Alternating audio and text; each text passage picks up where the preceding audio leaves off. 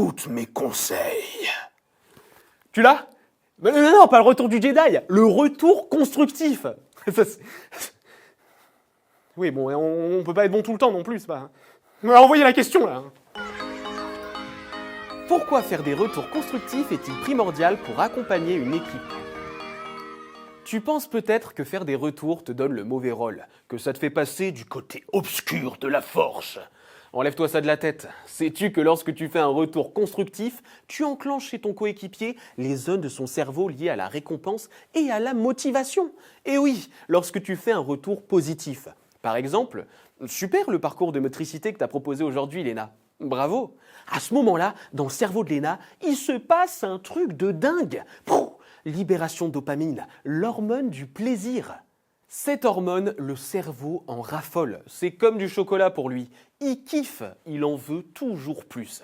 Ce qui veut dire qu'il va avoir envie de reproduire le comportement que tu as valorisé.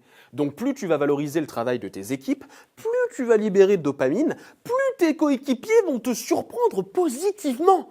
En soulignant les points forts et les réussites de chacun, tu t'assures d'avoir une équipe motivée qui a envie de se dépasser. En plus de ça, ça va les encourager à créer plein de nouvelles expériences éducatives de dingue. Ça j'adore. Et là, tu vas me dire, ouais, merci, super heureux, mais pour les retours moins positifs, il se passe quoi?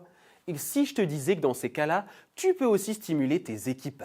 En fait, tout va être dans ta manière de l'aborder. Comme on dit, pas de bras, pas de chocolat. Ben là, c'est pas de tact, pas de dopamine.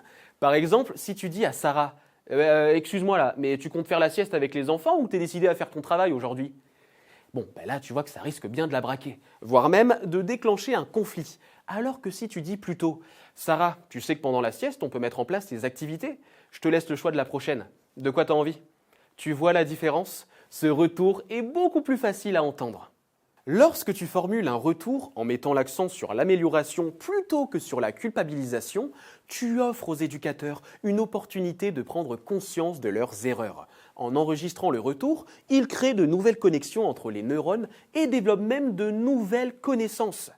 Tu vois, faire des retours ne fait pas de toi un méchant. Ça fait de toi un héros discret qui aide ses équipes à progresser.